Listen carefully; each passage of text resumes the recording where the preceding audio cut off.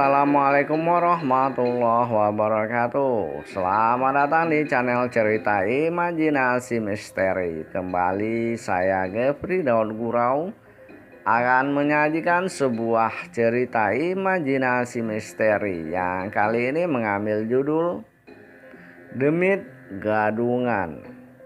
Sebelum kita masuk ke ceritanya, jangan lupa tekan dulu tombol subscribe channel kita ini. Selamat mendengarkan.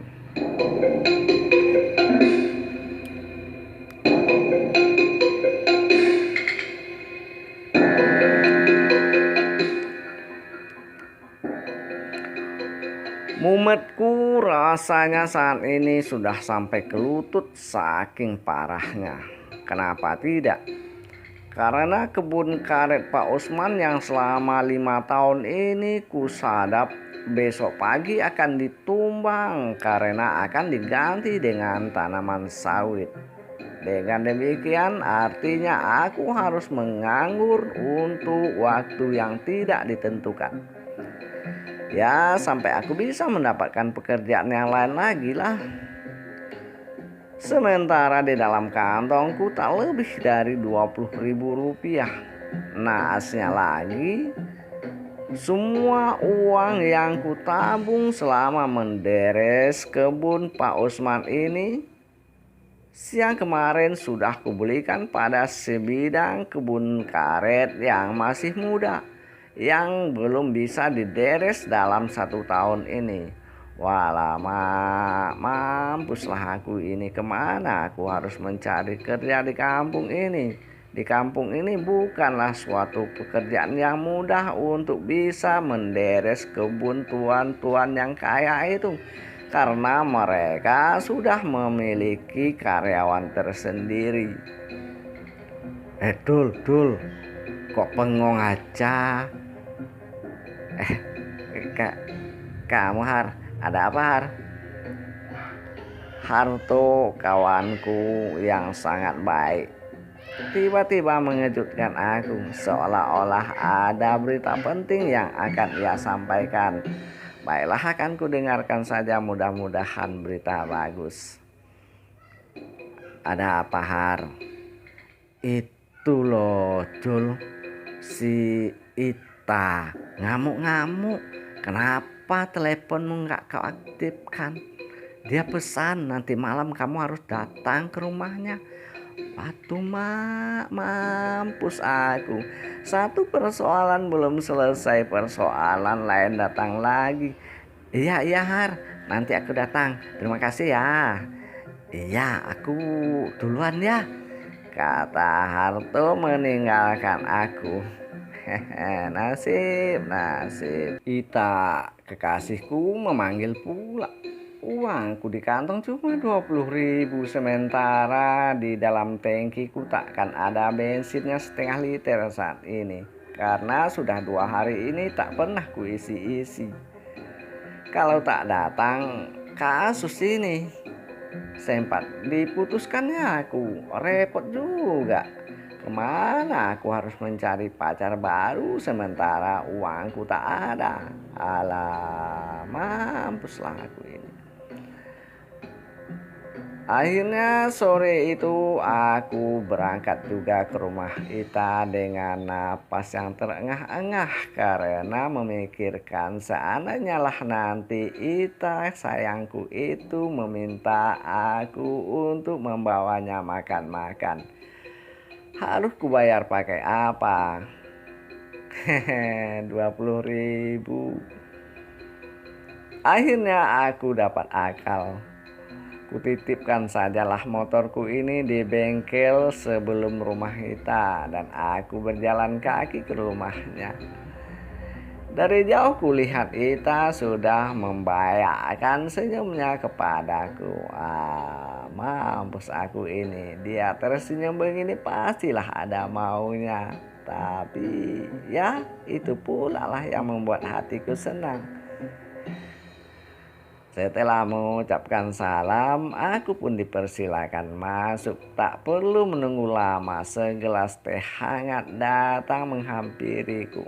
Kebetulan aku belum juga minum apa-apa di rumah. Kusikat teh itu hingga setengah. Abang lapar ya? Hmm, hmm, enggak ah. Aku bilang begitu saja, malulah aku bilang lapar. Tumben abang cemberut aja. Dia bertanya lagi kepadaku. Akhirnya aku cobalah tertawa. Walaupun tawaku ini mungkin taklah semanis biasanya. Maklumlah, tertawa orang punya duit dengan tertawa orang yang kantongnya kosong pastilah berbeda. Cerita punya cerita, akhirnya tak bisa kuelakkan lagi. Terpaksalah aku dan sayangku itu mangkal di warung bakso di samping rumahnya. Untunglah dia tak minta tambah. Seandainya dia minta tambah, terpaksalah aku tinggalkan KTP di warung Mbak Ila. Setelah makan bakso, kami pun kembali ke rumah Ita. Karena malam sudah larut, ku carilah akal agar aku bisa meninggalkan rumahnya. Sebenarnya aku masih ingin bersantai-santai ria di teras rumah sayangku itu. Tapi takut aku sempat nanti jagung bakar Bang Anton datang, dia minta dibelikan. Gawat. Mau tak mau pukul 10 aku sudah permisi pulang. Kutemui si pemilik bengkel tempat aku menitipkan sepeda motor tadi. Kebetulan si Anton tukang bengkel ini kawanku juga. Dari mana malam-malam? Tahu aja Koton. Orang ngantuk harus jaga motormu. Enak perutmu aja Jul nggak mikirkan kawan. Tuh jagung bakar si Anton. Bila dulu.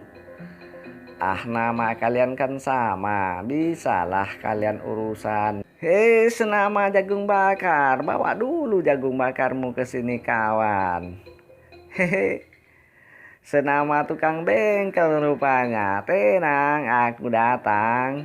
Kata Anton jagung bakar pula kepada Anton si tukang bengkel. Begitulah mereka kalau bertemu. Kebetulan nama mereka sama. Jadi mereka memanggilnya senama saja. Senama tukang jagung dan senama tukang bengkel.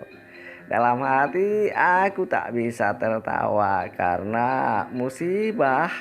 Sebab benar saja, baru saja si Anton jagung bakar memarkirkan gerobaknya di samping bengkel si Anton tukang bengkel. Anton tukang bengkel langsung mencomot satu jagung bakar yang besar. Berapa Anton? Aku bertanya sedikit malu-malu. Alah, cuma 7.000 katanya. Hehe, bagiku 7.000 itu besar sekarang ini kawan. Ya sudah, bawa jagungmu sana, besok aja ya. Ah, masa 7.000 saja berutang kau Jul? Percuma saja kau tukang deres profesional di kampung ini. Masa kau tak percaya 7.000 saja padaku tonton? Percuma saja kau tiap hari lewat di depan rumahku. Kalau tak kubayar kau ambil saja rumahku nanti. Kataku sambil tertawa cerengengesan saking malunya. Tapi ya apa boleh buat. Ya sudah, aku berangkat dulu. Jangan lupa ya. Aku pun mendekati motorku yang kuparkir sore tadi di bengkel Anton si tukang bengkel. Ku coba menstarter. Pret, pret, pret. Hehe. Tak ada isinya itu motormu, kata Anton lagi. Sudah kupakai tadi, beli obat nyamuk ke warung ujung sana. Alamak, udah kau pakai pula motorku. Percuma saja kau sahabatku, masa pinjam motor beli obat nyamuk saja marah-marah kau. Bukannya aku marah Ton, tapi alamak. bensinnya cuma segitu-gitu aja di dalamnya lagi. Tuh di depan tukang bensin mau berapa liter? Anton menunjuk ke arah eceran bensin yang berada di depan bengkelnya. Aku tak bisa berkata lagi. Ya sudahlah Ton, ku titipkan sajalah sepeda motorku di sini dulu. Nah, kau peganglah kontaknya, jangan kau jual ya. Tanpa mendengarkan celotehan Anton tukang bengkel, aku buru-buru meninggalkan bengkelnya. Aku bingung harus pulang lewat mana. Sebab untuk berjalan kaki menuju rumahku dari bengkel Anton ini tak kurang dari 7 kilo. Aku ingat sekarang. Ada sebuah jalan pintas yang hanya bisa ditembus dengan jarak 2 kilometer saja. Itu artinya aku bisa menempuhnya dengan jalan kaki. Setelah sampai di rumah nanti bisalah kupikirkan lagi bagaimana cara mencari uang untuk membeli bensin besok. Tenanglah itu. Aku langsung saja memasuki jalan setapak yang tak jauh di samping bengkel Anton agar aku bisa sampai ke rumah tanpa harus membeli bensin. Lagi pula kalau tak dibeli bensin tak mungkin pula aku mendorong motorku sampai ke rumah, bukannya dekat. Bisa-bisa tambah pegal dan tambah mumet lah otakku ini. Sudahlah, ku jalani sajalah dulu perjalanan yang menyenangkan ini. Walaupun harus melewati pekuburan umum kampung kami. Meliuk-liuk tergontai-gontai aku menelusuri jalan setapak di samping pekuburan umum kampung kami ini. Karena jalan itulah sekarang yang pantas kulalui untuk pulang ke rumah dari rumah kekasihku Ita. Aku meliuk-liuk tergontai-gontai bagaikan pucuk sayuran kangkung yang ditiup angin. Langkah kakiku sengaja tak kuperdengarkan karena aku harus memasang telinga baik-baik untuk mendengarkan situasi di sekelilingku. Karena bagaimanapun juga sekarang sudah pukul 11 malam. Sementara di pinggiran jalan ini hanyalah tumbuhan-tumbuhan liar dan pohon-pohon besar. Serta deretan pekuburan umum yang tersusun rapi di samping kiri. Merinding ya merinding, mau apa lagi.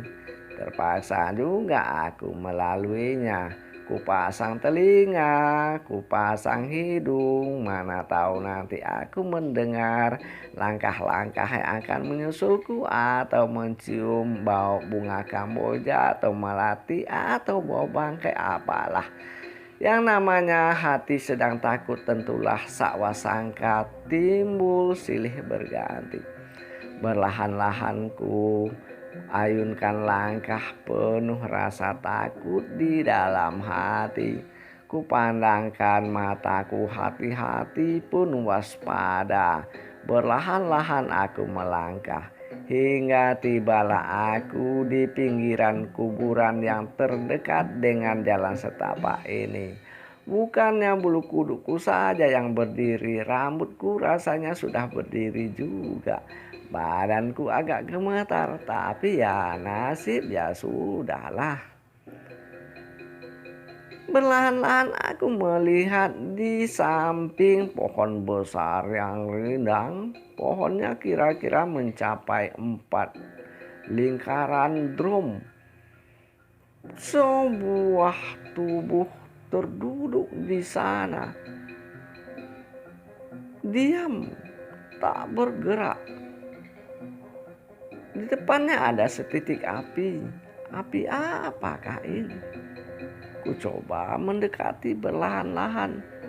Tapi setiba di situ tak ada rasa takut, tak ada rasa gentar. Bulu tubuhku pun tak berdiri lagi. Merangkak-rangkak aku tanpa mengeluarkan suara sedikit pun hingga sampai di depan pohon besar itu. Ku pasang telinga baik-baik. Tolong aku, Mbah. Hutangku banyak, Mbah. Istriku sudah marah-marah, Mbah. Berilah aku nomor, Mbah. Tolong, Mbah. Tolong, Mbah. Kasihan cucumu ini, Mbah. Hehe, tertawa aku di dalam hati. Ini kan si Kubil, si Kubil, ya si Kubil tukang tukang tukang pasang togel itu. Hehe, rupanya cari nomor si Kubil di sini. Kesempatan lah aku ini untuk mencari sedikit hiburan, menghibur hatiku yang sedang sedih karena tak berduit ini. Aku mulai pasang aksi di balik pohon. Wah, apa maumu?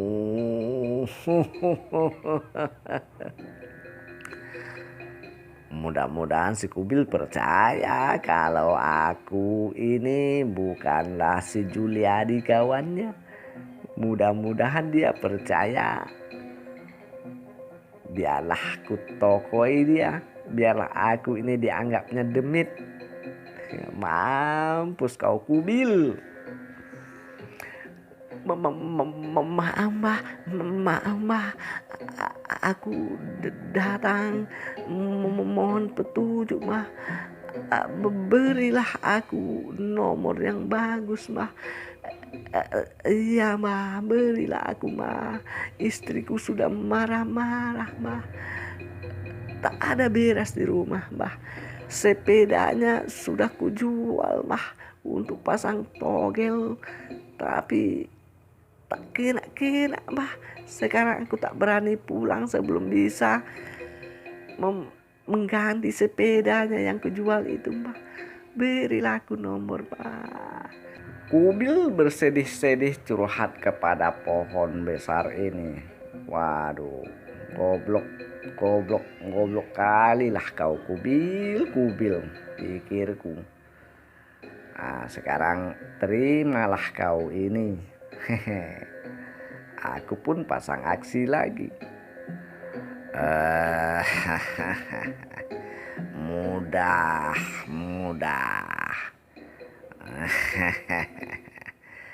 Kau pasang sajalah angka-angka ini. Ya, inilah yang akan merubah nasibmu. Tapi setelah kau menerima angka yang kuberikan tadi, kau harus berendam sampai pagi di kolam belakang rumah Ita.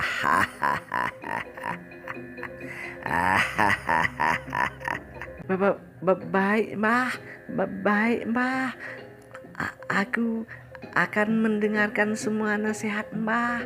Terima kasih ya mbah. Terima kasih. Lalu Kubil lari terbirit-birit meninggalkan pohon besar ini. Aku pun tak maulah lama-lama di sini. Lari pula aku meninggalkan pohon ini untuk pulang. Alangkah terkejutnya aku ketika 2 hari kemudian aku mendengar kabar Kubil menang togel 300 juta. Pastilah angka yang kuberikan kemarin itu yang dipasangnya. Kalau ku tahu, baguslah aku sendiri yang masang. Tak apalah ku jual saja motorku untuk modal memasangnya. Tapi mana ku tahu.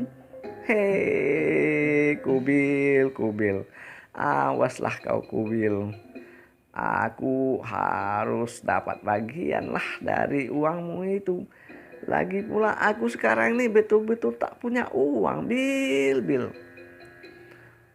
Buru-buru ku cari Kubil ke rumahnya. Ku tokok pintu rumahnya beberapa kali. Tak ada jawaban. Setelah ku sorong ternyata tidak dikunci. Aku langsung saja masuk ke rumahnya karena aku sudah biasa masuk ke rumah Kubil ini. Sebab Kubil itu kawan akrabku. Kulihat Kubil di kamar tak ada. Setelah itu ku coba pergi ke dapur. Rupanya Kubil sudah tertidur dengan pulasnya di dapur. Ku sepak-sepak pantatnya. Hei, bangun, bangun. Kau Jul, kok nggak permisi masuk?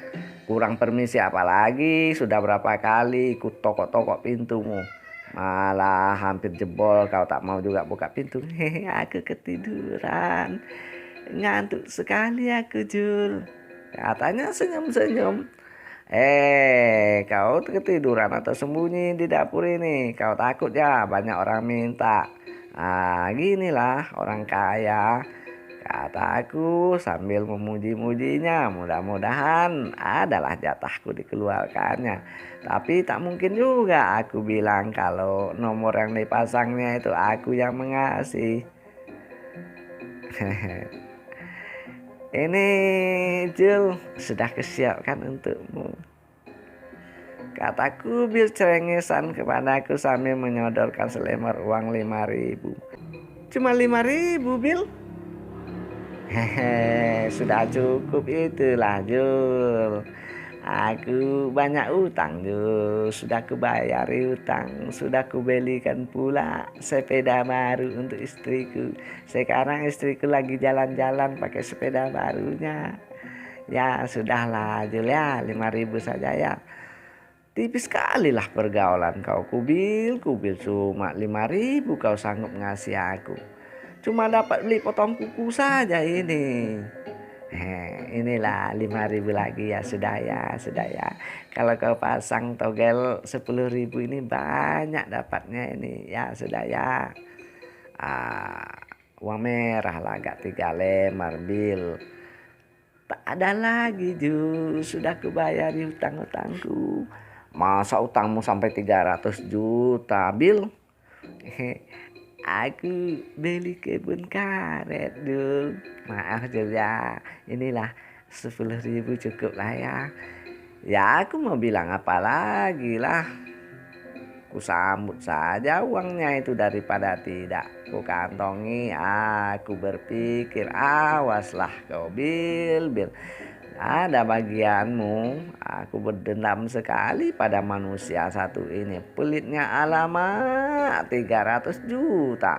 Masa cuma 10.000 diberinya aku. Malam itu aku di rumah duduk sendiri minum kopi yang tak ada gulanya. Memikirkan uang 10.000 ini. Akhirnya aku coba pula pasang togel uang 10.000. Ku tunggu, melompong. Bagus tadi ku beli rokok, cukuplah setengah bungkus. Atau beli gula, bisalah aku mengopi agak ada rasanya sedikit selain rasa pahit. Tiba-tiba ingatlah olehku, pastilah si Kubil ini akan datang lagi ke pohon besar itu. Rasain kau Kubil. Malam itu aku sudah siap nongkrong di belakang pohon besar menunggu Kubil. Aku sudah siapkan jurus untuk Kubil agar dia tahu diri. Tapi malam Kubil tak datang-datang. Aku habis dihajar nyamuk tapi Kubil tak datang juga. Biarlah pikirku, besok malam saja aku tunggu kau lagi di sini, Bil. Aku pun kembali. Begitulah sampai 3 malam aku menunggu Kubil di sana, tapi Kubil tak datang-datang juga.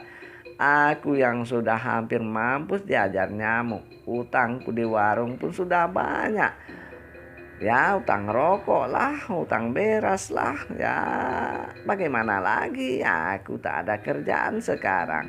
Sementara kebun karetku tak mungkin kebun karetku dideres. Batangnya saja baru sebetis. Tapi aku berserah diri sajalah kepada Allah. Mudah-mudahan aku akan dapat pekerjaan dalam waktu dekat. Begitulah siang harinya aku berjalan ke sana ke sini ke rumah-rumah juragan getah yang punya banyak kebun untuk mendaftar menjadi salah seorang anggota penderes kebun mereka.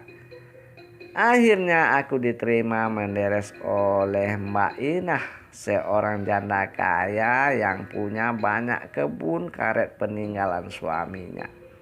Alhamdulillah, Aku sekarang sudah dapat bekerja lagi.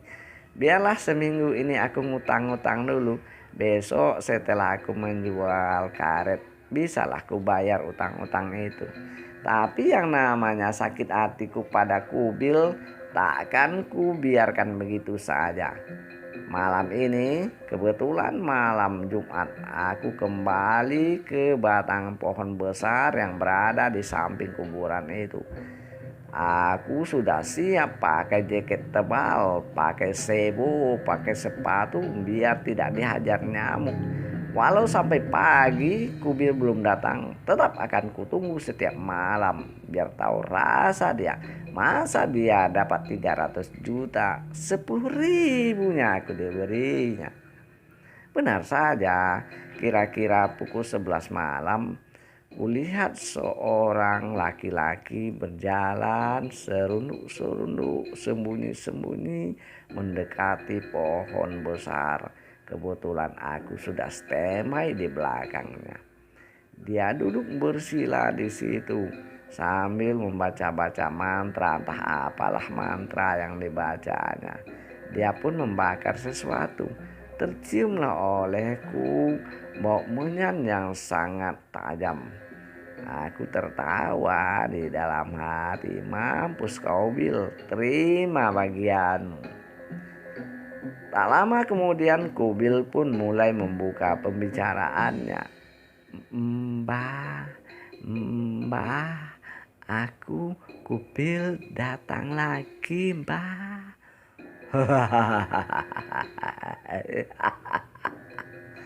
Aku pun pasang aksi pula. Apa maumu lagi? Terima kasih mbah. Nomor yang mbah beli kemarin memang benar mbah. Walaupun aku digigit beberapa ekor lintah berendam di dalam buangan limbah sumur Ita, tapi tak masalah mbah. Yang penting nomornya jitu mbah. Terima kasih mbah, aku mau lagi mbah. Kataku Bil curhat kepada aku. Pikirannya aku Demit. Demit pun nunggu pohon besar itu. Aku tertawa cekikan dalam hati mendengar dia rupanya benar-benar berendam di belakang rumah Ita. Tepatnya di dalam kolam limbah sumurnya itu. Banyak lintah benar. Benar itu banyak lintah di situ. Mampus kau. Aku pasang aksi lagi lah. Bisa. Bisa. Tapi untuk yang kedua kali ini ada syaratnya. Siap mbah, apapun syaratnya Kubil akan lakukan mbah.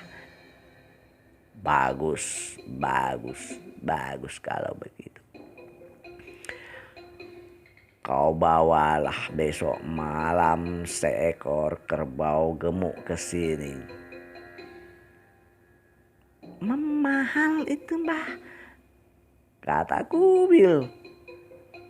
Kalau tak mau ya sudah, pergi pulang sana.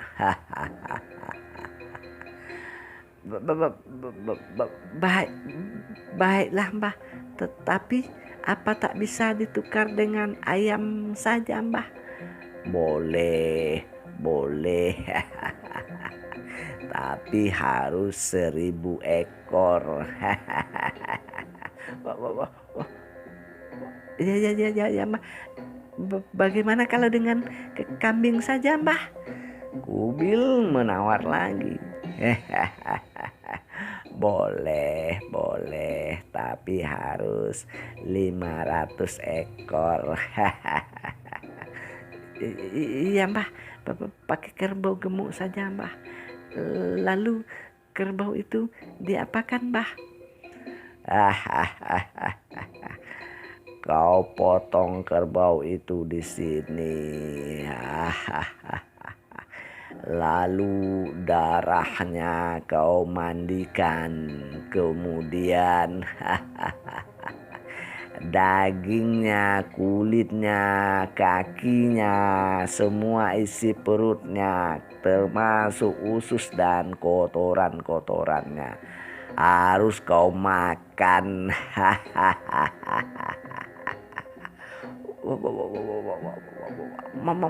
Mana sanggup, Mbah? Kalau tak sanggup, bagus, bagus, pulang saja. Apa tak ada jalan lain, Mbah? Ada.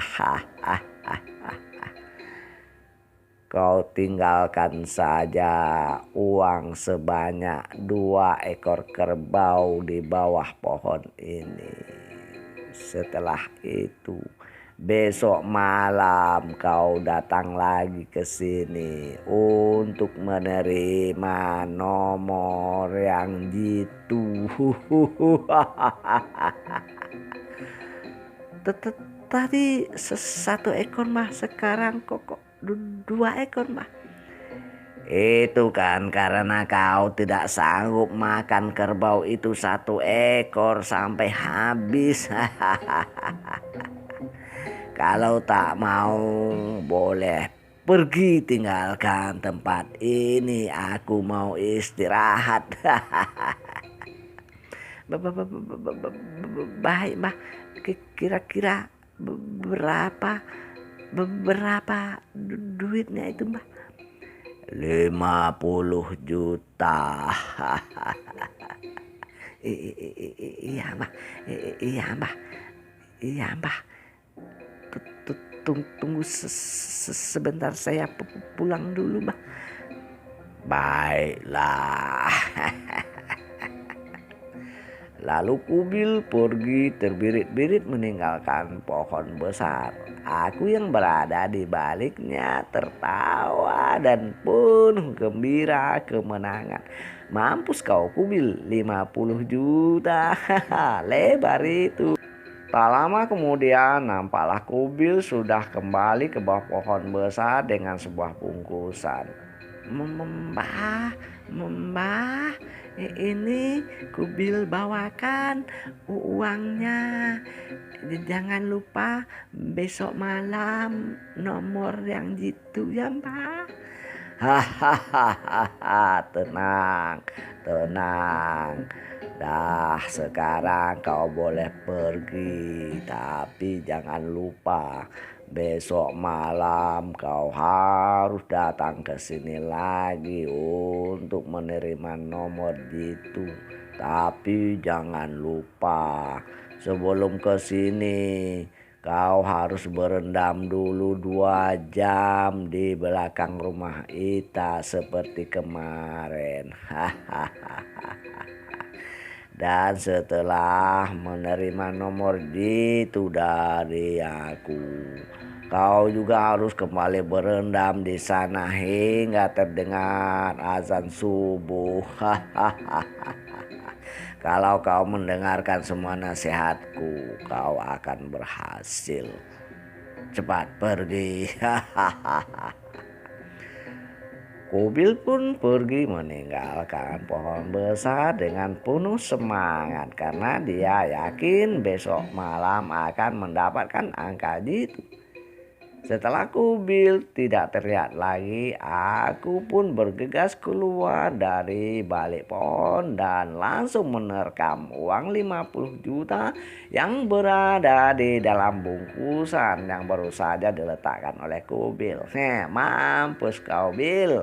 Ini bagianku. Aku tertawa-tawa sendiri.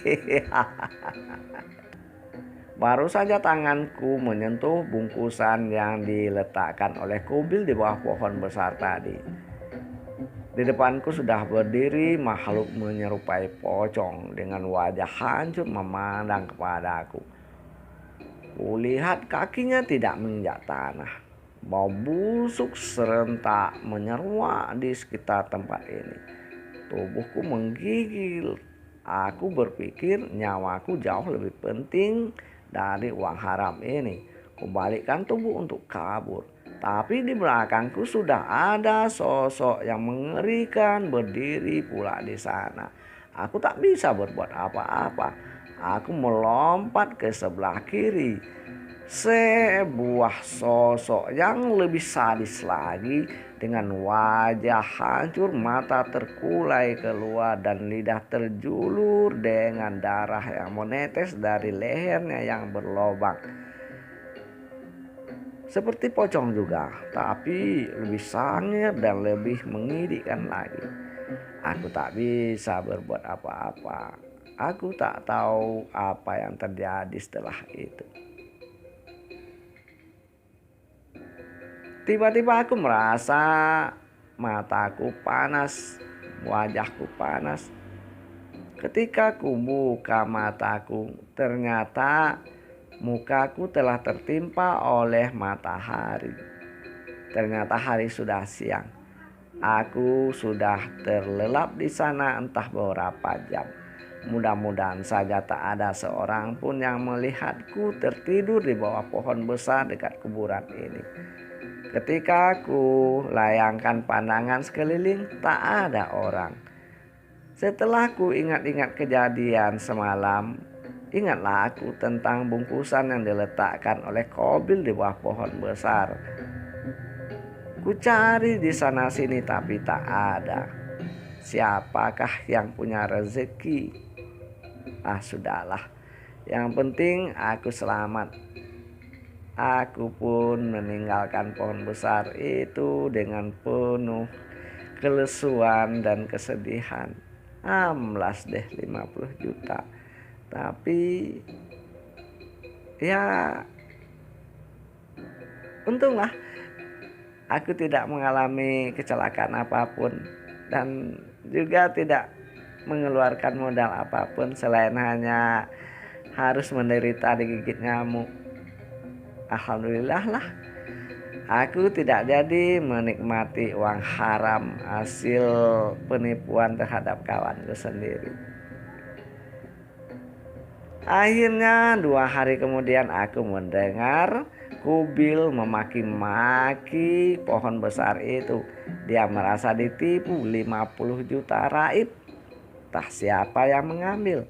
Ternyata angka yang ditunggu-tunggunya tak pernah didapatkan. Ya tentu saja, mana berani aku datang lagi ke pohon itu untuk memberi angka kepada Kubil. Oke sahabat, demikian dulu cerita kita untuk kali ini. Mudah-mudahan lain waktu kita bertemu lagi. Maaf kalau ada kata-kata yang kurang berkenan di hati, dan ambillah semua yang baik-baik, jangan tiru yang tidak baik. Wabillahi taufiq wa hidayah. Wassalamualaikum warahmatullahi wabarakatuh.